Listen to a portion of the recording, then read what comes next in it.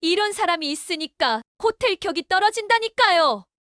수진이 냉소적으로 말하며 태준을 내려다봅니다.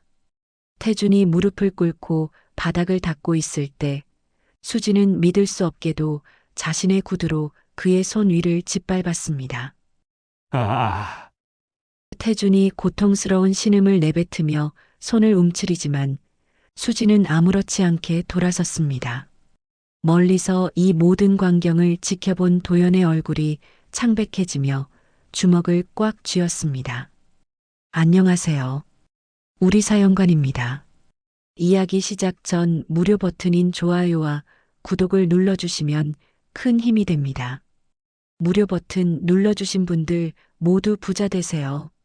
서울 한복판에 위치한 서울한강 호텔의 아침은 언제나 분주합니다.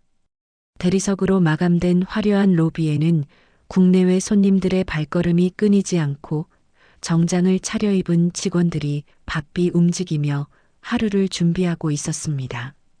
샹들리에에서 쏟아지는 은은한 조명이 로비 전체를 고급스럽게 물들이고 대형 화분에 심어진 야자수들이 이국적인 분위기를 연출하고 있었죠. 그 한켠에서 한 노인이 묵묵히 바닥을 닦고 있었습니다. 박태준, 72살의 그는 낡은 청색 작업복에 해진 앞치마를 두르고 눌러쓴 모자 아래로 주름진 얼굴을 숨기고 있었습니다. 그의 손은 오랜 세월 노동으로 거칠어졌고 구부정한 허리는 세월의 무게를 말해주고 있었죠.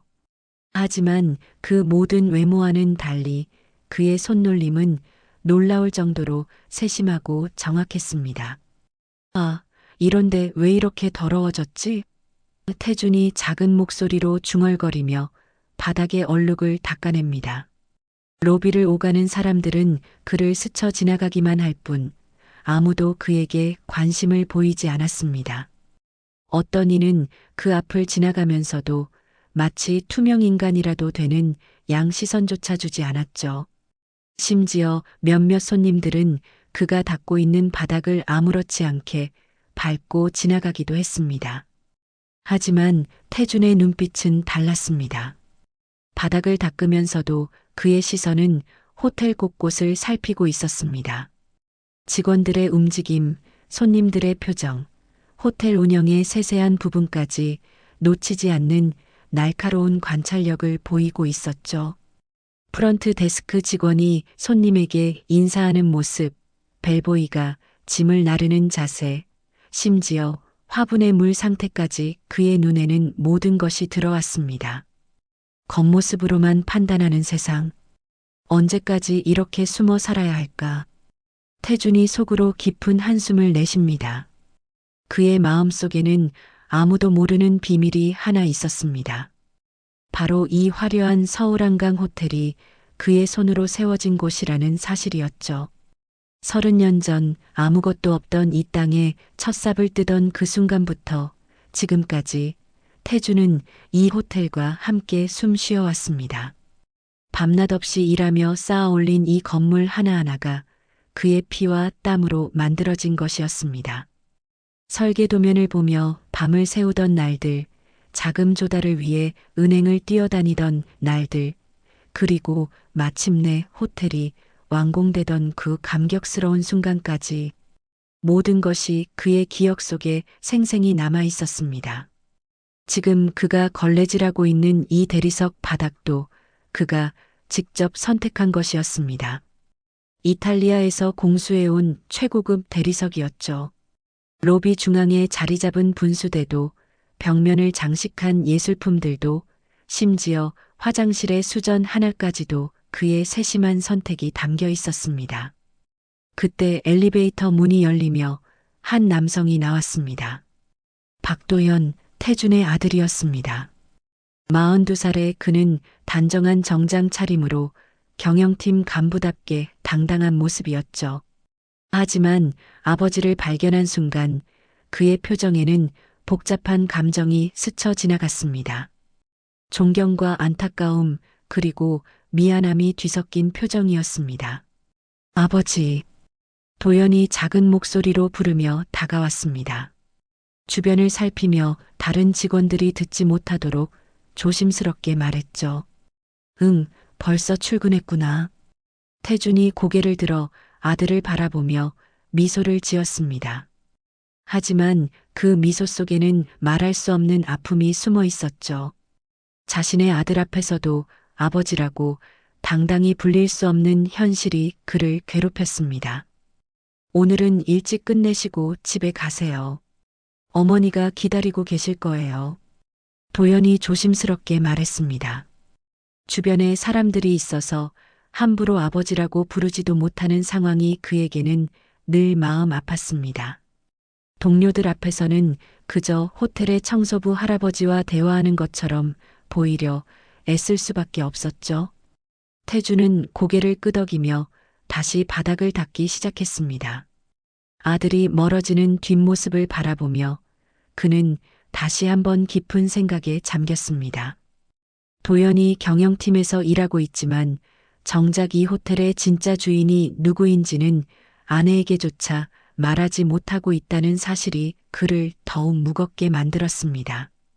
로비 한편에서는 직원들이 태준을 보며 수군거렸습니다. 저 할아버지 참 성실하시지? 매일 새벽부터 와서 청소하시니까. 그러게요. 하지만 나이가 많으셔서 언제까지 일하실 수 있을지. 저분 일하는 거 보면 정말 꼼꼼하세요. 구석구석 다 닦으시거든요. 그들의 대화가 태준의 귀에 들려왔지만 그는 아무 말 없이 자신의 일에만 집중했습니다. 점심시간이 되자 태준은 잠깐 휴식을 취하며 호텔 뒤편 직원 휴게실로 향했습니다. 거기서 아내가 싸준 도시락을 꺼내 먹으며 창밖을 바라보았습니다. 높이 솟은 빌딩들 사이로 보이는 하늘이 유독 파랗게 느껴졌죠. 이 도시락 안에는 아내의 정성이 가득 담겨 있었습니다. 김치찌개와 밑반찬들, 그리고 작은 편지 한 장이 들어 있었죠. 편지에는 이런 글이 적혀 있었습니다. 여보, 오늘도 고생 많으세요. 몸 조심하시고 무리하지 마세요. 태주는 편지를 읽으며 씁쓸한 미소를 지었습니다. 아내도 남편이 단순한 호텔 청소부인 줄로만 알고 있었으니까요. 이 모든 것을 언젠가는 도연이에게 물려줘야 하는데 태준의 마음속에는 아들에 대한 걱정이 가득했습니다. 과연 도연이 이 무거운 책임을 감당할 수 있을까? 그리고 며느리 수진이는 이 사실을 알게 되면 어떤 반응을 보일까 하는 걱정들이 그의 마음을 무겁게 짓누르고 있었습니다. 오후가 되자 태주는 다시 로비로 나와 청소를 계속했습니다. 오늘따라 바닥이 더 더러워 보였고 그의 손놀림도 평소보다 느려졌습니다. 세월의 무게가 그의 어깨를 점점 더 짓누르고 있었죠. 그 다음 날 오후 서울 한강 호텔 로비는 평소보다 더욱 화려한 분위기에 휩싸여 있었습니다. 며느리 윤수진이 친구들과 함께 호텔을 찾아온 것이었죠. 수진은 명품 핸드백을 들고 하이힐을 신은 채 로비를 활보하고 있었습니다. 그녀의 뒤를 따르는 3명의 친구들도 모두 화려한 차림새였죠. 와, 수진아, 정말 멋진 호텔이네. 친구 중 한 명이 감탄사를 내뱉었습니다. 남편이 이런 고급 호텔에서 일한다니 부럽다. 수진은 어깨를 으쓱하며 자랑스러운 표정을 지었습니다. 그냥 그렇게 살고 있어요.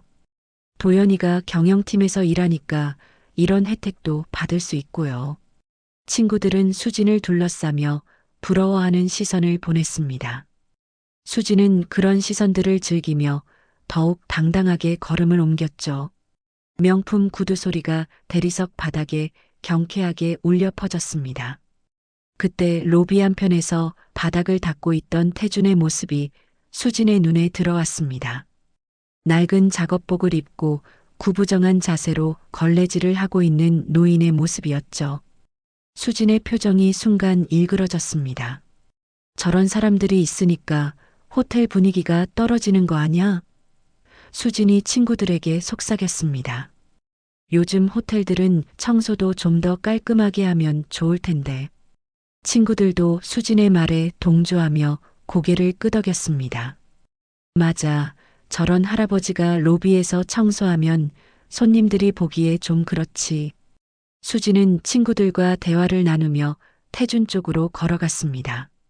그녀의 걸음걸이는 점점 더 거만해졌고 표정도 냉랭하게 변해갔죠. 태준은 자신을 향해 다가오는 발소리를 들었지만 고개를 들지 않고 계속 바닥을 닦고 있었습니다. 어머, 조심하세요. 수진이 일부러 큰 소리를 내며 태준에게 다가갔습니다. 하지만 정작 조심한 것은 태준이었죠. 그는 수진이 지나갈 수 있도록 몸을 옆으로 피했습니다. 그런데 수진은 그런 태준의 배려를 무시하고 일부러 그의 앞으로 다가가더니 짐짓 놀란 척했습니다. 아이고, 깜짝이야. 갑자기 나타나시면 어떡해요? 태준은 고개를 숙인 채 조용히 말했습니다. 죄송합니다. 제가 조심하겠습니다. 이런 사람이 있으니까 호텔 격이 떨어진다니까요. 수진이 친구들이 들을 수 있을 만큼 큰 목소리로 말했습니다. 요즘 같은 세상에 이런 식으로 청소하는 곳이 어디 있어요? 친구들은 수진의 말에 어색하게 웃으며 고개를 끄덕였습니다. 하지만 속으로는 수진의 행동이 너무 과하다고 생각하고 있었죠. 그들도 나이 든 부모님이 계신 터라 태준을 보며 불편한 마음이 들었습니다. 태준은 여전히 고개를 숙인 채 아무 말도 하지 않았습니다. 오랜 세월 이런 상황들을 겪어오며 참는 법을 터득했던 것이죠. 하지만 그의 마음속에는 서서히 분노가 쌓여가고 있었습니다. 수지는 태준의 반응이 시원치 않자 더욱 도발적으로 나왔습니다. 아니, 답은 안 하시고 뭐 하세요? 사람이 말하면 대답은 해야 하는 거 아니에요? 그때 태준이 천천히 고개를 들어 수진을 바라보았습니다. 그의 눈빛에는 깊은 슬픔과 함께 묘한 위험이 담겨 있었죠.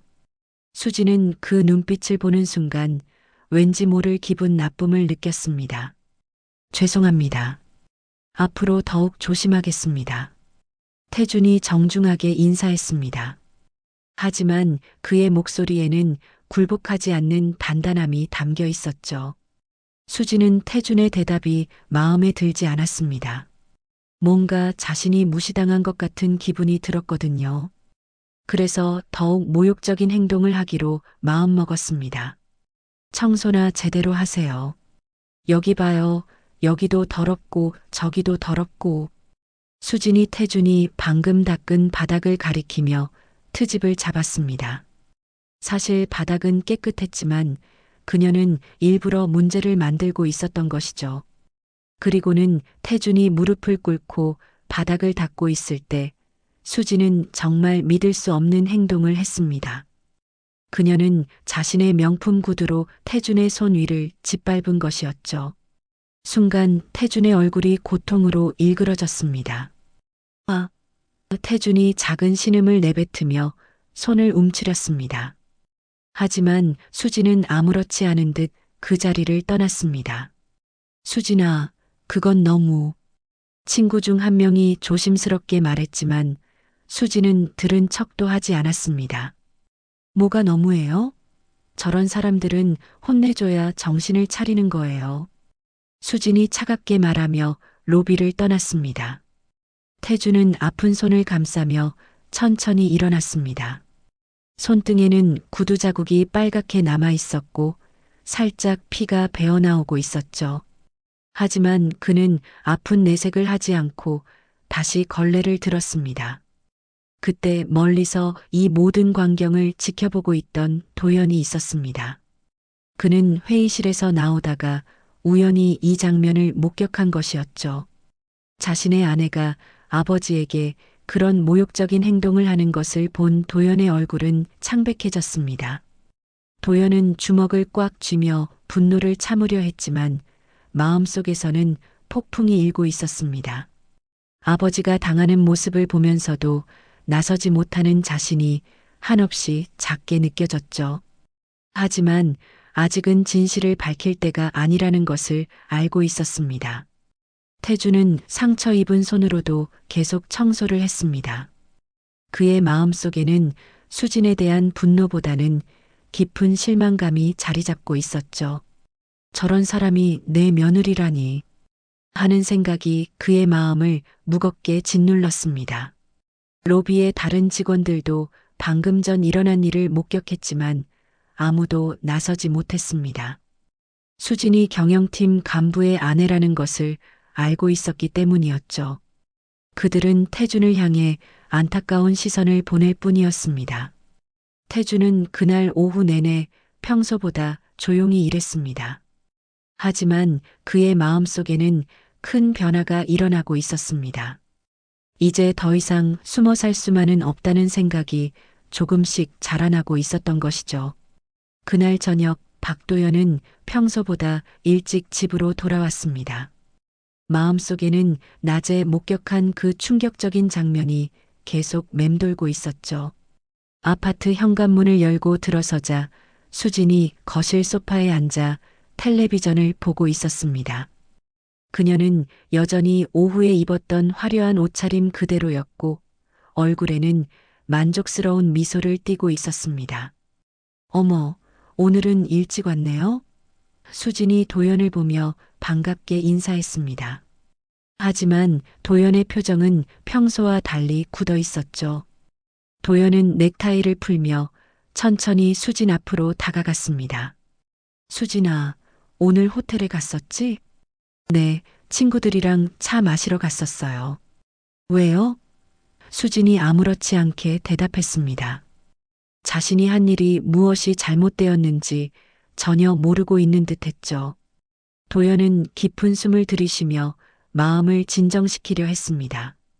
거기서 청소하시는 분한테 어떻게 했어? 수진의 표정이 순간 변했습니다. 아, 그 할아버지요? 뭐 별일 있었나요? 그녀는 여전히 자신의 행동이 잘못되었다고 생각하지 않고 있었습니다. 별일이 있었냐고? 도연의 목소리가 조금씩 높아졌습니다. 사람을 그렇게 대하면 안 되는 거야. 특히 나이 드신 분을. 수지는 도연의 반응에 당황했습니다. 뭐가 문제예요? 그냥 청소부잖아요. 제대로 일 안 하니까 한마디 한 것뿐인데. 한마디? 도연이 믿을 수 없다는 표정으로 수진을 바라봤습니다. 발로 밟았잖아. 사람의 손을. 수진은 순간 말문이 막혔습니다. 도연이 그 장면을 봤다는 것을 깨달은 거죠. 하지만 곧 당당하게 고개를 들었습니다. 그게 뭐 어때서요? 저런 사람들은 좀 혼내줘야 정신을 차리는 거예요. 도연은 주먹을 꽉 쥐며 분노를 참으려 했습니다. 저런 사람들이라니. 수진아, 사람을 겉모습으로만 판단하면 안 돼. 겉모습이 아니라 현실이잖아요. 수진이 목소리를 높였습니다. 당신은 호텔 경영팀에서 일하는 간부고 저 할아버지는 그냥 청소부라고요. 계급이 다른 거예요. 도연은 수진의 말을 들으며 가슴이 답답해졌습니다. 아내가 이렇게 차별적인 생각을 가지고 있다는 것을 이제야 제대로 알게 된 것이죠. 계급? 사람에게 무슨 계급이 있어? 모든 사람은 존중받을 권리가 있는 거야. 뭔 소리예요? 수진이 비웃듯 웃었습니다. 세상이 다 그런 건 아니잖아요. 돈 있는 사람이 위고 없는 사람이 아래인 거지. 당신도 그렇게 생각하니까 호텔에서 열심히 일하는 거 아니에요? 도연은 더 이상 참을 수 없었습니다. 나는 그런 생각으로 일하지 않아. 그리고 그분은 단순한 청소부가 아니야. 그럼 뭔데요? 수진이 도전적으로 물었습니다. 설마 호텔 사장이라도 된다는 거예요? 도연은 잠깐 말문이 막혔습니다. 진실을 말하고 싶었지만 아직은 그럴 수 없다는 것을 알고 있었죠. 아버지와의 약속도 있었고 때가 되지 않았다는 것도 느끼고 있었습니다. 그건 중요한 게 아니야. 중요한 건 그분도 우리와 똑같은 사람이라는 거야. 도연이 힘겹게 말했습니다. 수지는 도연의 반응을 보며 뭔가 이상하다고 느꼈습니다. 왜 그렇게 그 할아버지 편을 들어요? 혹시 무슨 특별한 관계라도 되는 거예요? 도연의 심장이 빨리 뛰기 시작했습니다. 수진이 진실에 가까워지고 있다는 것을 느꼈거든요. 특별한 관계는 무슨, 그냥 인간적으로 잘못된 일이라고 생각해서 그래. 인간적으로? 수진이 고개를 저었습니다. 당신 참 이상해요. 청소부 할아버지 하나 때문에 이렇게 화를 내다니. 그때 도연의 휴대폰이 울렸습니다. 아버지 태준에게서 온 전화였죠. 도연은 잠깐 망설이다가 전화를 받았습니다. 여보세요, 아버지. 수지는 도연이 아버지라고 부르는 것을 듣고 당연히 자신의 시아버지라고 생각했습니다. 하지만 곧 이어진 대화를 들으며 이상함을 느꼈죠. 네, 괜찮으세요? 손은 어떠세요? 도연이 걱정스러운 목소리로 물었습니다. 수지는 귀를 기울였습니다. 손이 어떻냐는 말이 무엇을 의미하는지 궁금했거든요. 아니에요, 아버지. 제가 나서야 합니다. 더 이상 이런 일이. 도연이 말하다가 수진의 시선을 느끼고 잠깐 멈췄습니다. 네, 알겠습니다. 나중에 뵙겠습니다. 도연이 전화를 끊었습니다. 수진이 의심스러운 눈빛으로 도연을 바라봤습니다. 누구한테 전화 받은 거예요? 시아버님이에요? 응, 그래. 도연이 애매하게 대답했습니다. 거짓말은 아니었지만 전체 진실도 아니었죠. 손이 어떻냐고 물어보던데 시아버님 손에 뭐 문제라도 있어요? 수진이 계속 추궁했습니다. 도연은 당황했습니다. 아, 그냥 일하시다가 좀 다치셔서. 일하시다가? 수진이 의아해했습니다. 시아버님이 무슨 일을 하세요? 도연은 더욱 곤란해졌습니다. 아버지가 청소일을 한다고 말할 수도 없고 그렇다고 거짓말을 계속할 수도 없었죠. 그냥 집안일 하시다가 그런 거야. 수지는 뭔가 이상하다고 느꼈지만 더 이상 묻지 않았습니다. 대신 다른 이야기를 꺼냈죠. 참, 오늘 친구들이 그러는데 호텔이 정말 좋다면서요? 우리가 언제부터 이런 혜택을 받을 수 있게 된 거예요? 수진이 물었습니다. 도연은 잠깐 생각했습니다. 회사 복리후생이야. 직원들도 호텔을 이용할 수 있거든. 그런데 당신은 그냥 직원이잖아요. 사장 아들도 아니고. 수진이 아쉬워하며 말했습니다. 만약 사장 아들이었다면 얼마나 좋았을까요? 도연은 씁쓸한 미소를 지었습니다. 수진이 진실을 안다면 어떤 반응을 보일지 뻔히 예상이 되었거든요. 아마 태도가 완전히 바뀔 것이고 그렇게 되면 지금까지 보여준 그녀의 진짜 모습이 가려질 것입니다. 수진아, 사람을 돈이나 지위로만 판단하지 마. 그건 정말 잘못된 거야. 도연이 진심을 담아 말했습니다. 또 그런 소리예요. 수진이 짜증스럽게 말했습니다. 현실을 모르시네요. 이 세상은 돈과 권력이 전부라고요. 도연은 더 이상 할 말이 없었습니다. 아내의 가치관이 이렇게 차갑다는 것을 깨달으며 깊은 절망감을 느꼈죠. 과연 이런 사람과 평생을 함께 살 수 있을까 하는 의문이 들기 시작했습니다. 추석이 다가왔습니다. 박도연의 집에는 친척들이 하나둘씩 모여들기 시작했죠. 거실에는 큰 상이 차려졌고 여러 음식들이 정성스럽게 준비되어 있었습니다. 태준도 평소보다 일찍 호텔 일을 마치고 집으로 돌아왔습니다. 그는 깔끔하게 씻고 정갈한 한복을 입고 있었지만 여전히 조용하고 겸손한 모습이었죠. 아버님, 안녕하세요. 친척들이 하나씩 태준에게 인사했습니다. 태준은 온화한 미소로 그들을 맞이했죠. 하지만 수진의 표정은 달랐습니다. 그녀는 시아버지를 보는 시선에서 여전히 불만이 묻어나고 있었거든요. 자, 모두들 앉으세요. 도연이 친척들을 자리로 안내했습니다. 태주는 상석에 앉았고 도연과 수지는 그 옆자리에 앉았죠. 수지는 마지못해 앉은 표정이었습니다. 식사가 시작되자 친척들 사이에서 자연스럽게 근황 이야기가 오갔습니다. 도연이는 요즘 일이 어때? 수진이는 건강하지? 같은 안부 인사들이 이어졌죠. 그때 수진의 시누이인 도연의 누나가 말을 꺼냈습니다. 아버지, 요즘 몸은 괜찮으세요?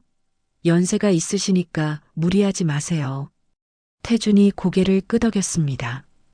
고맙다. 건강하게 지내고 있어.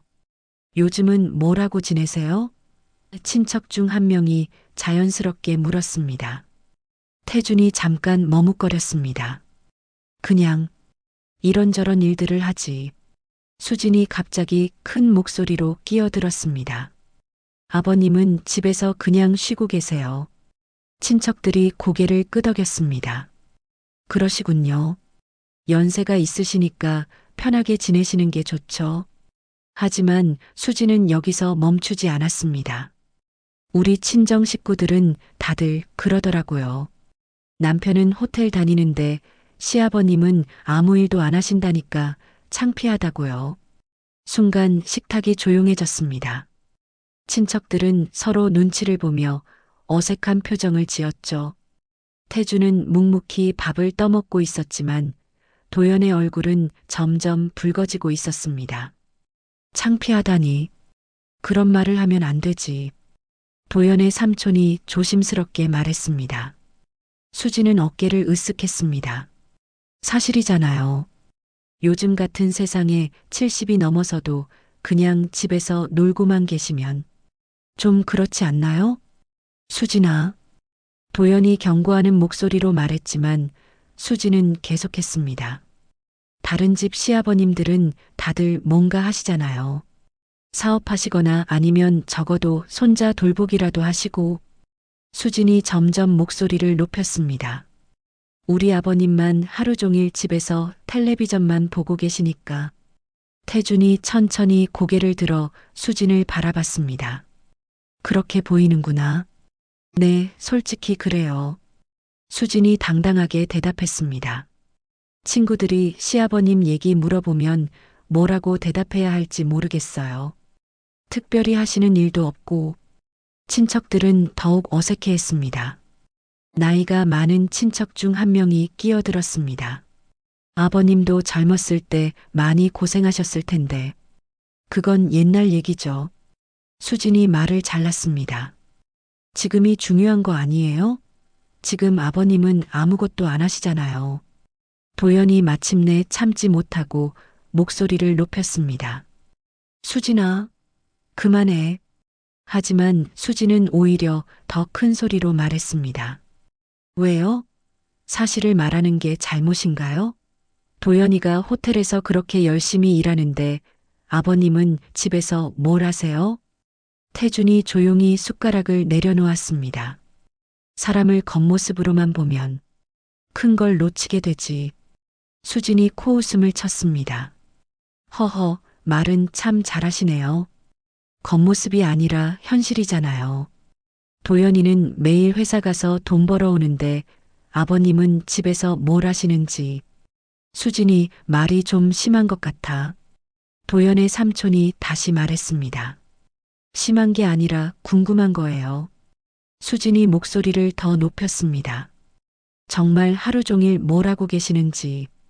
친구들한테 물어보면 뭐라고 대답해야 해요? 태준이 깊은 한숨을 내쉬었습니다. 그렇게 궁금하구나. 네, 정말 궁금해요. 수진이 거침없이 말했습니다. 다른 분들은 나이 들어서도 뭔가 하시는데 아버님만 특별히 안 하시니까요. 도연이 주먹을 꽉 쥐며 떨고 있었습니다. 아버지가 실제로는 거대한 호텔을 운영하고 계시다는 사실을 말하고 싶었지만 아직은 때가 아니라는 것을 알고 있었죠. 게다가 요즘 물가도 비싸고 하는데. 수진이 계속했습니다. 아버님도 뭔가 하셔서 집안의 보탬이 되시면 좋겠어요. 친척들이 점점 더 불편해하는 분위기였습니다. 어떤 이는 화제를 바꾸려고 애쓰고 있었지만 수지는 멈추지 않았죠. 저희 친정아버지는 퇴직하신 후에도 작은 사업하셔서 용돈이라도 버시거든요. 수진이 비교하며 말했습니다. 그런데 우리 아버님은 태준이 천천히 일어났습니다. 식사 잘했다. 난 좀 쉬겠다. 아버지. 도연이 일어나려 했지만 태준이 손으로 막았습니다. 괜찮다. 너희들끼리 이야기하거라. 태준이 조용히 말하며 방으로 들어갔습니다. 태준이 사라진 후 수지는 여전히 불만스러운 표정이었습니다. 정말 답답해요. 뭔가 하시라고 말씀드려도 듣지도 않으시고 도연이 마침내 폭발했습니다. 그만해. 정말 그만하라고. 친척들도 하나둘씩 자리를 뜨기 시작했습니다. 분위기가 너무 안 좋아진 거죠. 우리는 먼저 가볼게. 몸조리 잘해. 하며 서둘러 집을 나섰습니다. 수지는 그제야 자신이 너무 나갔다는 것을 어렴풋이 깨달았지만 여전히 자신이 틀렸다고는 생각하지 않았습니다. 뭐가 문제예요? 사실을 말한 건데. 그날 밤 태주는 방에서 혼자 깊은 생각에 잠겼습니다. 며느리의 말들이 계속 머릿속에 맴돌았죠. 과연 언제까지 이런 모욕을 참아야 할까요? 언제까지 진실을 숨기고 살아야 할까요? 명절이 지난 후 며칠 후 수진의 행동은 점점 더 대담해졌습니다. 추석날 친척들 앞에서 시아버지를 모욕한 일이 있었지만 그녀는 전혀 반성하지 않았죠. 오히려 자신의 생각이 옳다고 확신하고 있었습니다. 도연 씨, 진지하게 생각해봐요. 수진이 아침 식사를 준비하며 도연에게 말했습니다. 우리가 언제까지 이렇게 살아야 해요? 도연이 넥타이를 매며 대답했습니다. 무슨 소리야? 호텔 말이에요. 수진의 눈에 탐욕스러운 빛이 스쳤습니다. 당신이 경영팀에서 일하고 있잖아요. 그런데 결국 호텔은 사장 아들이 물려받는 거 아니에요? 도연의 손이 잠깐 멈췄습니다. 그게 왜? 당신은 그냥 직원이잖아요. 아무리 열심히 일해도 결국 남의 것이에요. 수진이 점점 목소리를 높였습니다. 차라리 호텔 지분이라도 어떻게든 우리 손에 넣을 방법을 생각해 봐야 하지 않을까요? 도연은 아내의 말에 경악했습니다. 무슨 소리를 하는 거야? 그건 회사 것이야. 회사 것이긴 하지만 수진이 교활한 미소를 지었습니다. 세상에는 방법이 많잖아요. 투자라든지 아니면 다른 방법으로든. 다른 방법? 도연이 불안한 기색을 보였습니다. 예를 들어서 말이에요. 수진이 의자에 앉으며 계속했습니다. 호텔이 어려워지면 누군가는 투자를 받아야 하잖아요. 그때 우리가 투자자를 소개해주고 대신 지분을 받는다든지. 도연은 믿을 수 없다는 표정으로 아내를 바라봤습니다. 수진아, 그건 배신이야. 내가 회사를 배신하는 거라고. 배신이 아니라 기회예요. 수진이 당당하게 말했습니다. 당신도 이 집안을 생각해야죠. 시아버님은 아무것도 안 하시고 우리만 계속 돈 벌어야 하는 상황에서 도연은 더 이상 들을 수 없었습니다. 그만해. 그런 생각은 아예 하지도 마. 하지만 수지는 이미 계획을 세우고 있었습니다. 그날 오후 도연이 회사에 간 사이 수지는 몰래 전화를 걸기 시작했습니다. 여보세요? 김 사장님이세요? 수진이 친구의 남편에게 전화를 걸었습니다. 그는 부동산 투자회사를 운영하는 사람이었죠. 아, 수진이 맞죠? 무슨 일이세요? 사실 좋은 정보가 있어서요. 수진이 목소리를 낮춰 말했습니다. 서울 한강 호텔 아세요? 물론이죠. 서울에서 꽤 유명한 호텔 아닌가요? 네, 맞아요. 그런데 그 호텔이 요즘 경영 상황이 좀 어렵다고 하더라고요. 수진이 거짓말을 했습니다. 투자자를 찾고 있다는 소문이. 정말요? 그런 정보를 어떻게 아세요? 남편이 그 호텔에서 일하거든요. 수진이 자랑스럽게 말했습니다. 경영팀에 있어서 내부 사정을 잘 알아요. 김 사장은 관심을 보이기 시작했습니다. 그럼 혹시 투자 기회가 있을까요? 글쎄요. 남편한테 물어보고 연락드릴게요. 수진이 미소를 지으며 전화를 끊었습니다. 그날 저녁 도연이 집에 돌아오자 수진은 일부러 밝은 표정으로 맞이했습니다. 오늘 일은 어땠어요? 그냥 그래. 도연이 피곤한 표정으로 소파에 앉았습니다. 혹시 회사에서 투자 관련 얘기 나온 적 있어요? 수진이 자연스럽게 물어봤습니다.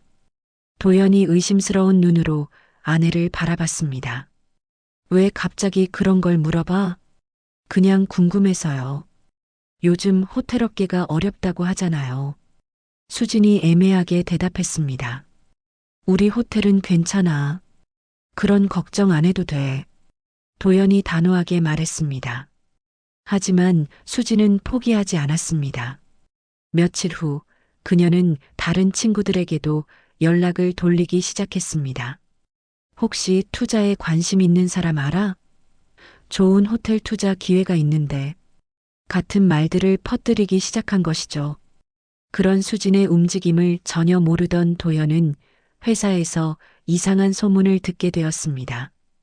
도연아, 혹시 우리 호텔 매각한다는 얘기 들었어? 동료 직원이 조심스럽게 물어봤습니다. 매각? 무슨 소리야? 도연이 깜짝 놀랐습니다.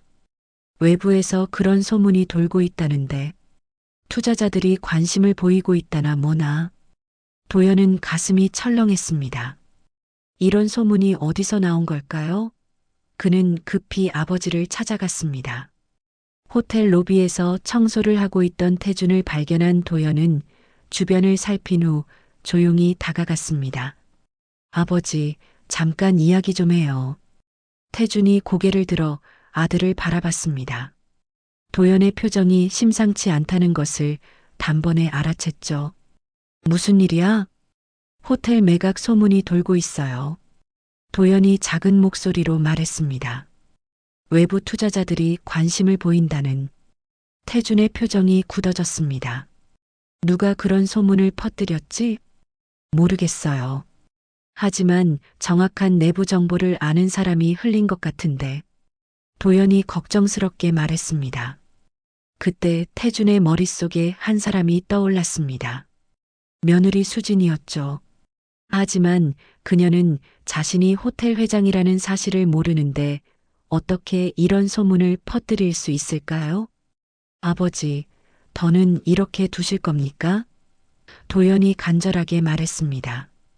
가정이 무너집니다. 수진이는 점점 더 이상해지고 있어요. 태준은 깊은 고민에 빠졌습니다. 정말로 진실을 밝힐 때가 온 것일까요? 혹시 수진이가.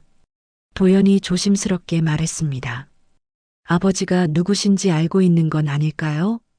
그럴 리 없어. 태준이 고개를 저었습니다. 하지만 뭔가 이상한 일이 벌어지고 있는 건 분명하다.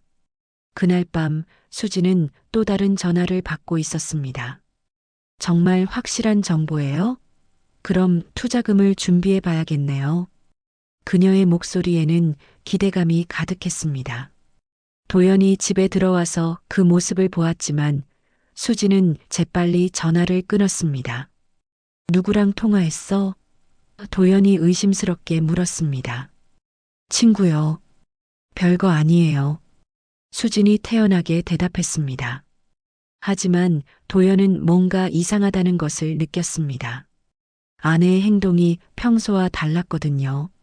그리고 호텔 매각 소문과 연결해서 생각해 보니 무서운 가능성이 떠올랐습니다. 설마 아내가 호텔 정보를 외부에 흘리고 있는 건 아닐까요? 그리고 그 과정에서 자신도 모르게 아버지의 정체가 드러날 위험에 처한 건 아닐까요? 도연은 이제 더 이상 지켜볼 수만은 없다고 생각했습니다. 아버지와 진지한 대화를 나눠야 할 때가 온 것 같았습니다. 그날 밤 늦은 시간, 도연은 더 이상 참을 수 없었습니다. 아내 수진이 잠든 사이 조용히 집을 나와 아버지가 계신 본가로 향했습니다. 마음속에는 복잡한 감정들이 뒤섞여 있었죠. 분노, 걱정, 그리고 절망감까지. 본가에 도착한 도연은 거실에서 혼자 차를 마시고 계시던 태준을 발견했습니다. 아버지의 얼굴에는 깊은 근심이 어려 있었죠. 아버지. 도연이 조심스럽게 불렀습니다. 태준이 고개를 들어 아들을 바라봤습니다. 이 늦은 시간에 웬일이야? 더는 이렇게 둘 수 없어요. 도연이 아버지 앞에 앉으며 간절하게 말했습니다. 정말로 더는 안 돼요. 태준은 아들의 표정을 보며 무엇을 말하려는지 짐작했습니다.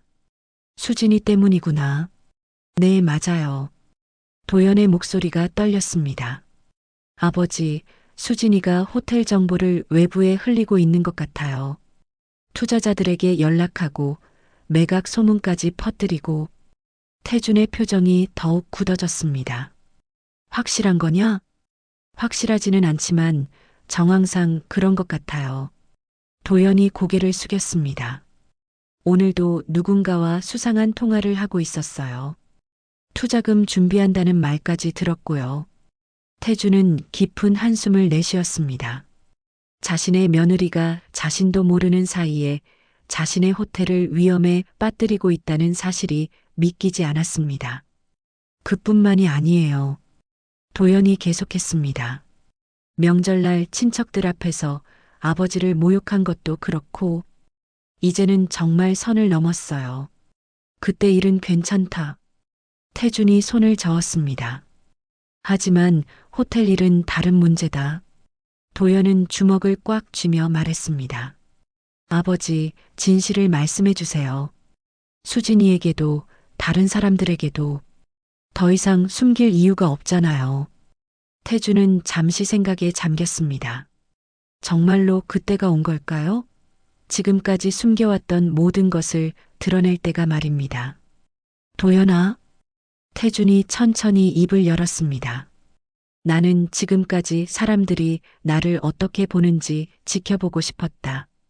돈과 권력이 없을 때와 있을 때 사람들의 태도가 어떻게 달라지는지 말이야. 도연은 아버지의 말에 귀를 기울였습니다. 특히 수진이. 태준이 쓸쓸하게 미소를 지었습니다. 그 아이가 어떤 사람인지 정확히 알고 싶었어. 내가 호텔 회장이라는 걸 모를 때와 알았을 때 태도가 어떻게 바뀔지. 이제 충분히 보셨잖아요. 도연이 애타게 말했습니다. 수진이는 사람을 돈과 지위로만 판단하는 사람이에요. 그리고 지금은 아버지의 호텔까지 위험에 빠뜨리고 있고요. 태준은 고개를 끄덕였습니다. 그래, 이제 알겠다. 정말로 때가 온 것 같구나. 그때 도연의 휴대폰이 울렸습니다. 수진에게서 온 문자였죠. 어디 가셨어요? 빨리 들어와요. 도연은 문자를 보며 한숨을 쉬었습니다. 집에 가야겠어요. 수진이가 의심할 것 같아요. 잠깐. 태준이 아들을 불렀습니다. 내일 저녁에 수진이를 호텔로 데려와라. 호텔로요? 도연이 의외라는 표정을 지었습니다. 응. 특별한 행사가 있다고 하고 정장을 입고 오라고 해라. 태준의 눈빛에 결연한 의지가 담겨 있었습니다. 아버지, 설마. 이제 모든 걸 끝낼 때가 왔다. 태준이 단호하게 말했습니다.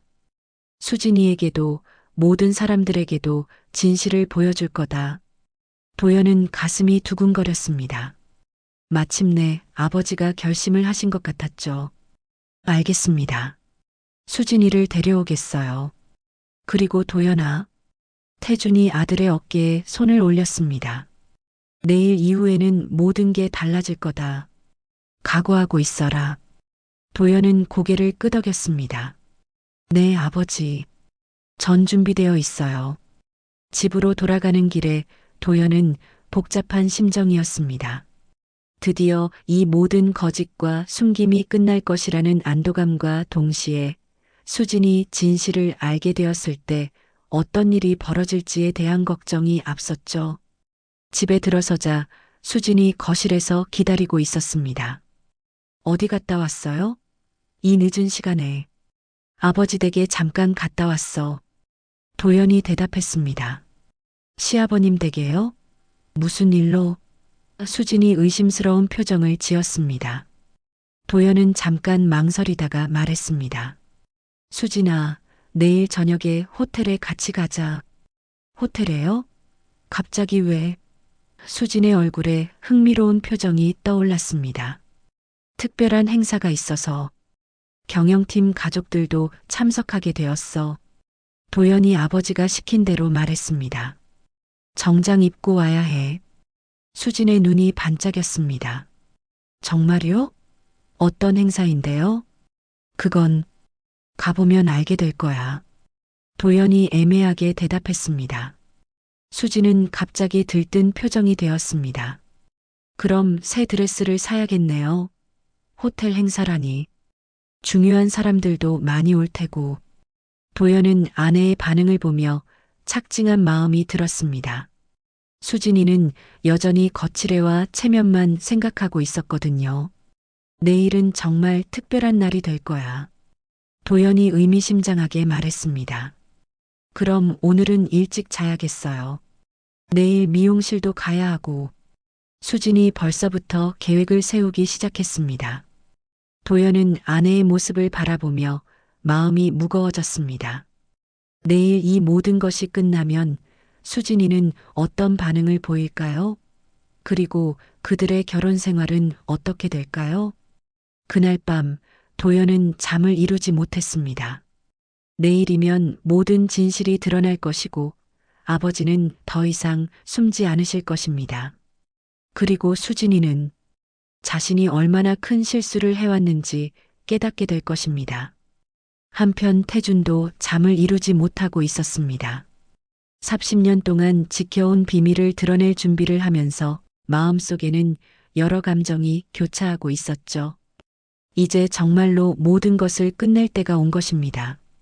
다음 날 저녁 서울 한강 호텔은 평소와 다른 분위기에 휩싸여 있었습니다.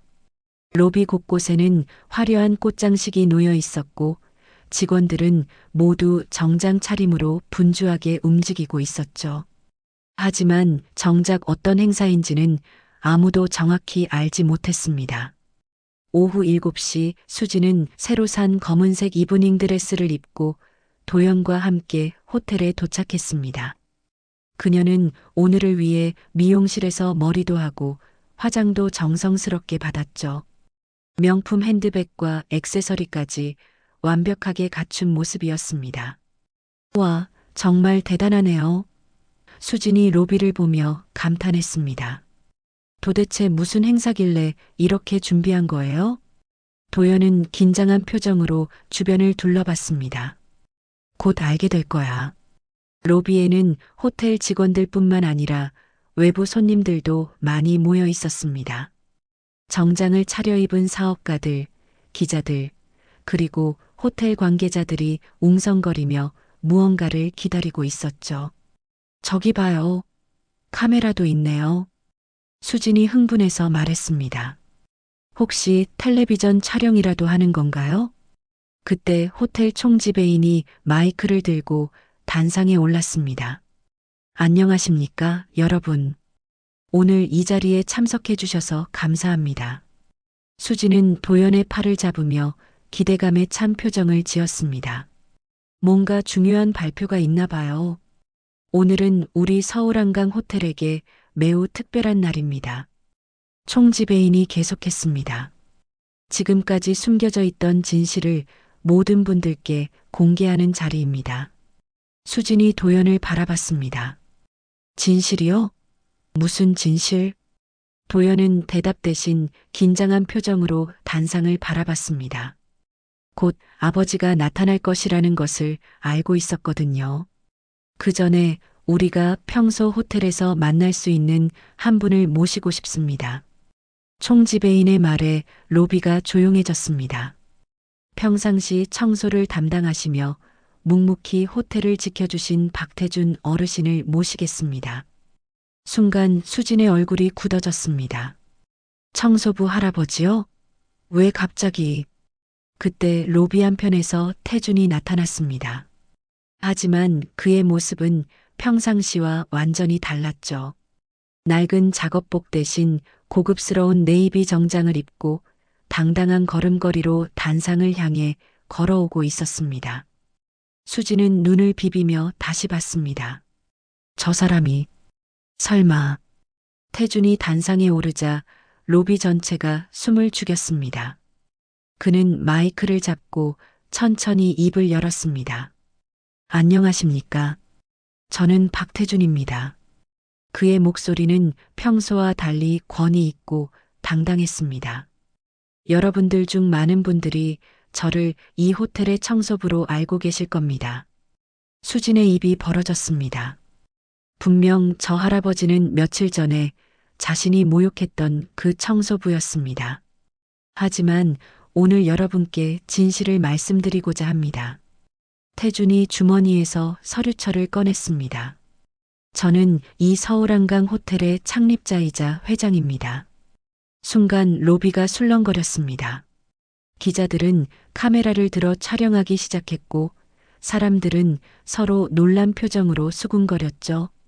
수지는 얼굴이 창백해지며 주저앉을 뻔했습니다. 이럴 수가. 30년 전 아무것도 없던 이 땅에 호텔을 세웠습니다. 태준이 계속했습니다. 그리고 지금까지 이 호텔을 운영해 왔습니다. 다만 사람들의 진짜 모습을 보기 위해 청소부로 위장해 왔을 뿐입니다. 태준이 서류철을 높이 들었습니다. 여기 있는 것은 호텔 설립 계약서와 주식 증서입니다. 제가 이 호텔의 100% 소유주라는 증거입니다. 수지는 믿을 수 없다는 표정으로 도연을 바라봤습니다. 도연 씨, 이게 무슨 일이에요? 도연은 아내를 똑바로 바라보며 말했습니다. 아버지가 말씀하신 그대로야. 우리 아버지는 이 호텔의 회장이셔. 그럼 당신은? 수진의 목소리가 떨렸습니다. 이 호텔의 후계자다. 도연이 담담하게 말했습니다. 수진은 현실을 받아들이지 못하겠다는 표정이었습니다. 자신이 그동안 무시하고 모욕했던 시아버지가 거대한 호텔의 소유주였다니요. 태준이 다시 마이크를 잡았습니다. 지난 몇 년간 청소부로 일하면서 많은 것을 보고 배웠습니다. 사람들이 겉모습만으로 다른 사람을 어떻게 판단하는지, 돈과 지위가 없다고 생각할 때 어떻게 대하는지 말입니다. 그의 시선이 수진에게 머물렀습니다. 수진은 그 시선을 피하려 했지만 어쩔 수 없었죠. 특히 며느리에게는 많은 것을 배웠습니다. 태준의 목소리에 슬픔이 묻어났습니다. 제가 단순한 청소부라고 생각했을 때 그 아이가 저를 어떻게 대했는지 잊을 수 없습니다. 로비의 모든 시선이 수진에게 집중되었습니다. 그녀는 얼굴이 빨갛게 달아오르며 어디로 숨고 싶은 심정이었죠. 며칠 전에는 제 손을 구두로 밟기도 했습니다. 태준이 차분하게 말했습니다. 사람을 그렇게 대해도 되는지 많은 생각을 하게 만들었습니다. 수지는 이제 완전히 패닉 상태가 되었습니다. 주변 사람들의 시선이 모두 자신에게 향하고 있다는 것을 느꼈거든요. 아니에요. 그건. 수진이 변명하려 했지만 말이 나오지 않았습니다. 그리고 최근에는 호텔 정보를 외부에 유출하려는 시도도 있었습니다. 태준의 목소리가 더욱 단호해졌습니다. 제 호텔을 매각하려는 소문을 퍼뜨리고 투자자들과 접촉하는 일까지. 수지는 완전히 당황했습니다. 자신의 모든 행동이 드러나고 있었거든요. 도연이 아내를 바라보며 말했습니다. 수진아, 당신이 짓밟은 건 아버지의 손이 아니야. 우리 가족의 존엄이었어. 수지는 이제 서 있을 수조차 없었습니다. 다리에 힘이 빠져 주저앉을 뻔했죠. 자신이 그동안 얼마나 큰 실수를 해왔는지 깨닫기 시작했습니다. 태준이 마지막으로 말했습니다.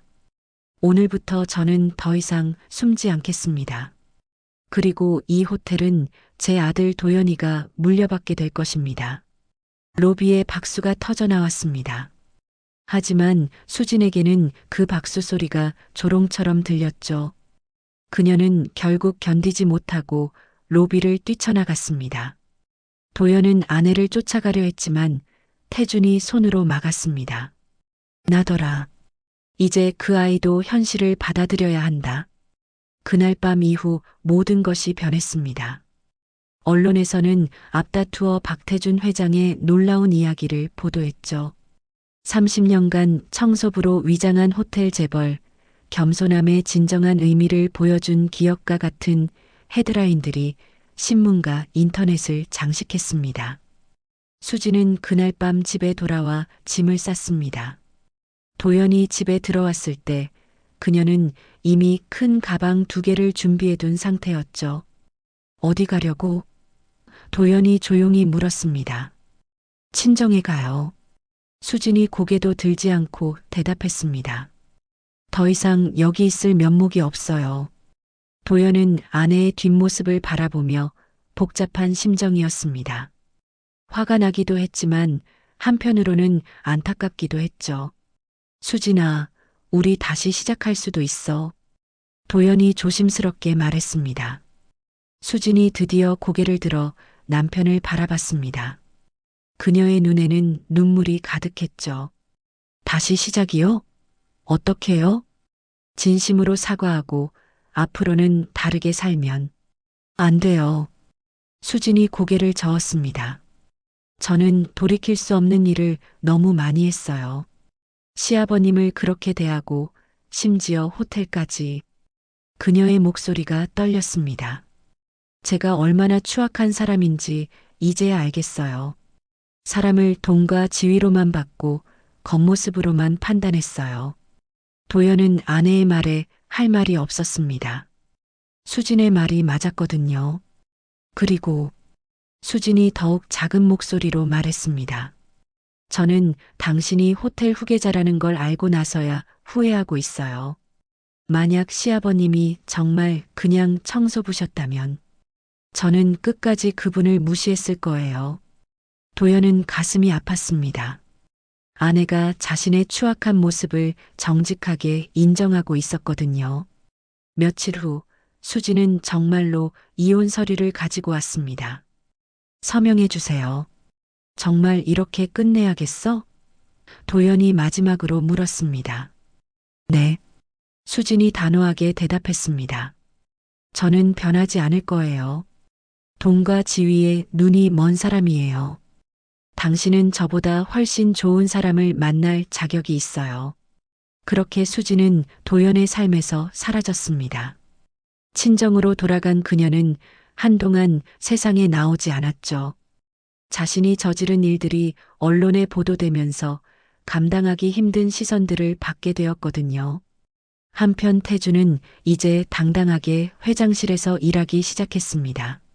하지만 그의 일상에는 변화가 있었죠. 매일 아침 출근하면서 호텔의 구석구석을 직접 둘러보는 것이었습니다.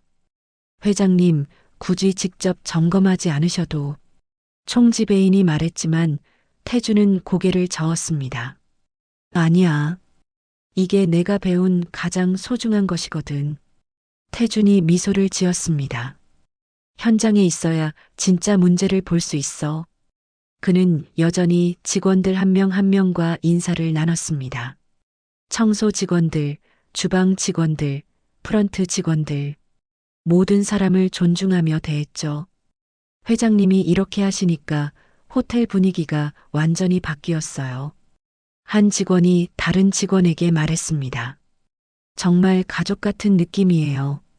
태준의 이런 경영 방식은 곧 언론의 주목을 받았습니다. 직원을 가족처럼 대하는 CEO, 현장 경영의 참모습 같은 기사들이 쏟아졌죠. 도연도 아버지의 뒤를 이어 호텔 경영을 배우기 시작했습니다. 그는 아버지처럼 현장 곳곳을 돌아다니며 직원들의 이야기를 들었습니다. 도연아, 사람을 대할 때 가장 중요한 게 뭔지 알겠지? 태준이 아들에게 물었습니다. 진심이겠죠. 그리고 존중. 도연이 대답했습니다. 맞다. 돈이나 지위는 언제든 바뀔 수 있어. 하지만 사람의 마음은 영원하지. 태주는 이제 청소 도구를 내려놓았지만 가끔씩 호텔 복도를 걸으며 직원들과 이야기를 나눴습니다. 그들은 이제 그를 회장님으로 불렀지만 예전처럼 편안하게 대화할 수 있었죠. 회장님, 예전에 청소하실 때가 더 편하셨나요? 한 청소 직원이 물었습니다. 태준이 웃으며 대답했습니다. 각각의 매력이 있어. 하지만 가장 소중한 건 사람들과 진심으로 만날 수 있다는 거야. 몇 달 후 호텔에는 새로운 철학이 자리 잡았습니다. 모든 직원이 서로를 존중하고 손님을 진심으로 섬기는 문화가 만들어진 것이죠. 서울한강 호텔은 서비스 품질로 더욱 유명해졌습니다. 손님들은 이 호텔에는 뭔가 특별한 것이 있다고 말했죠. 그 특별한 것은 바로 진심이었습니다. 도연도 새로운 삶을 시작했습니다. 수진과의 이혼 후 그는 더욱 일에 집중했고 아버지로부터 진정한 리더십을 배웠습니다. 그는 언젠가 만날 새로운 사람과는 서로를 있는 그대로 사랑하고 존중하는 관계를 만들고 싶다고 생각했습니다. 어느 날 저녁 태주는 호텔 로비를 걸으며 지난 날들을 떠올렸습니다.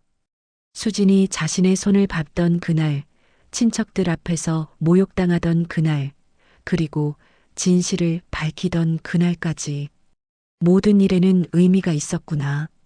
태준이 속으로 생각했습니다. 고통스러웠지만 덕분에 진짜 중요한 것이 무엇인지 알게 되었어.